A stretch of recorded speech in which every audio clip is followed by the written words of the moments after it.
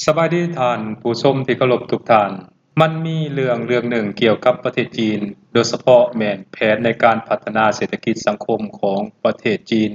ซึ่งข้าพเจ้าคิดว่ามันเป็นสิ่งที่ดีที่จะหยิบยกเอาเรื่องนี้มาสนทนากับบรรดาท่านให้ได้รับชมรับฟังนำกันโดยเฉพาะ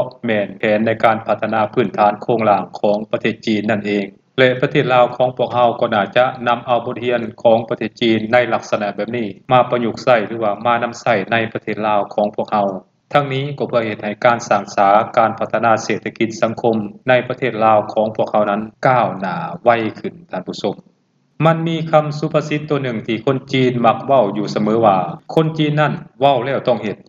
จีนได้มีการวางแผนพัฒนาเศรษฐกิจสังคมไว้อย่างชัดเจนที่สุดในเมื่อได้มีการวางแผนและประกาศออกมาอย่างเป็นทางการแล้วจะต้องมีการจัดตั้งปฏิบัติอย่างเคร่งครัดและพยายามเฮ็ดให้สิ่งเหล่านั้นบรรลุเป้าหมายให้ได้ตัวอย่างในการวางแผนพัฒนาเศรษฐกิจสังคมของประเทศจีนและจีนก็สามารถเฮ็ดได้นั่นก็คือจีนได้มีการวางแผนพัฒนารถไฟความไวสูงของประเทศจีนในปี 2008 นั้นได้เริ่มก่อสร้างเส้นทางรถไฟความไวสูงสายทำอิฐของจีนที่เชื่อมต่อระหว่างนครหลวงปักกิ่งหานครหลวงเทียนจีนของประเทศจีนซึ่งตอนนั้นมีระยะทางเพียง120กิโลเมตรเท่านั้นจนมาถึงปี 2020 จีนใช้เวลาเพียง12ปีเท่านั้นเครือข่ายรถไฟความไวสูงของประเทศจีนได้ควบคุมไป32เขตบริหารในระดับแขวงยกเว้นเขตปกครองตนเองซินเจียงอุยกูร์เขตปกครองตนเองติเบตและเขตบริหารพิเศษมาเก๊าเป็นต้นจนมาถึงปี 2023 รถไฟความไวสูงของประเทศจีนมีระยะทางกวมเอา 45,000 กิโลเมตรกวมถึง 60% ของเส้นทางรถไฟความไวสูงทั่วโลกยาวกว่าระยะทางรวมกันของบรรดาประเทศที่มีเส้นทางรถไฟแต่อันดับ2หาอันดับ10ของโลก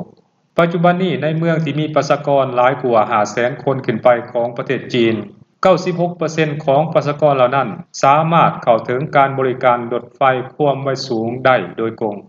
พร้อมกันนั้นนอกจากจีนจะพัฒนาเส้นทางรถไฟความไวสูงให้ควบคุมในขอบเขตทั่วประเทศแล้วจีนก็ยังได้เชื่อมโยงและขยายเส้นทางรถไฟความไวสูงไปยังบรรดาประเทศอ้อมข้างและหลายประเทศในขอบเขตทั่วโลกเช่นขยายไปยังประเทศรัสเซียจีนได้ขยายเส้นทางรถไฟลาวจีนได้ขยายรถทางรถไฟจีนเมียนมาอินโดนีเซียจีนอัฟกานิสถานและประเทศอื่นๆเป็นต้นเฉพาะเส้นทางรถไฟความไวสูงลาวจีนนับตั้งแต่เมื่อเปิดในวันที่3ธันวาคม2021หาวันที่8ตุลาคม2025ที่ผ่านมานั้นได้แล่นรถไฟโดยสารทั้งหมด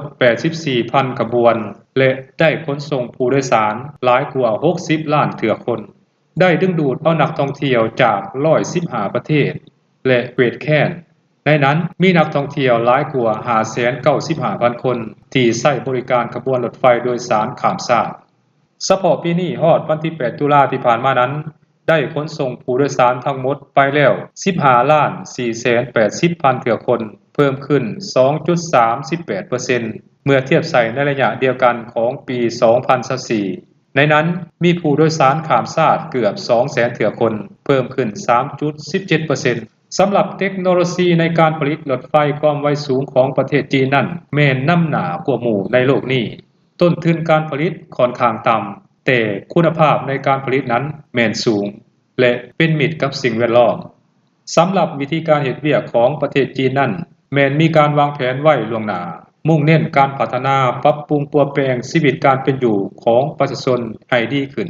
ถือประชาชนเหนือสิ่งอื่นใดจีนจะบ่ยอมเสียเวลาในการญาติแย่งความได้เปรียบทางด้านการเมืองกับไผนี่คือสาเหตุที่เฮ็ดให้ประเทศจีนนั้นมีความเจริญก้าวหน้าและทันสมัยไวขึ้นนั่นเองท่านผู้ชมหมายความว่าประเทศจีนนั้นเว้าแล้วต้องเฮ็ดวางแผนแล้วต้องเฮ็ดนั่นคือนิยามความสำเร็จของประเทศจีนท่านผู้ชมและประเทศลาวของพวกเฮานั้นข้าพเจ้าคิดว่าควรนำเอาบทเรียนในการพัฒนาเศรษฐกิจสังคมและพัฒนาประเทศของจีนนั้นมาเป็นโมเดลหรือว่ามาเป็นแบบอย่างในการพัฒนาประเทศของพวกเฮาเพราะข้าพเจ้าสังเกตเห็นหลายโครงการท่านผู้ชมโดยเฉพาะแม่นโครงการก่อสร้างทางด่วนโครงการก่อสร้างทางรถไฟนั้นได้มีการวางแผนได้มีการวางเป้าหมายว่าปีนั้นต้องสำเร็จให้ได้แต่ในความเป็นจริงแล้ว พวกเฮาบ่สามารถจัดตั้งปฏิบัติให้สามารถสำเร็จได้ทันตามกำหนดแผนการที่วางไว้อันนั้นคือพวกเฮาเสียเปรียบทางด้านเวลาในการพัฒนาประเทศไปแล้วท่านผู้ชมเพราะฉะนั้นพวกเฮาต้องได้มีการบังคับนักลงทุนและประกาศใช้กฎหมายอย่างเข้มงวดโดยเฉพาะแม่นกฎหมายส่งเสริมการลงทุนถ้าว่านักลงทุนคนใดได้รับโครงการสัมปทานไปแล้วก็ต้องบังคับเขาให้จัดตั้งปฏิบัติโครงการนั้นให้สามารถสำเร็จได้ทันตามกำหนดเวลาถ้าบ่ดังนั้นแล้วพวกเฮาก็จะสูญเสียโอกาสทางด้านเวลาในการพัฒนาประเทศนั่นเองท่านผู้ชมสบายดี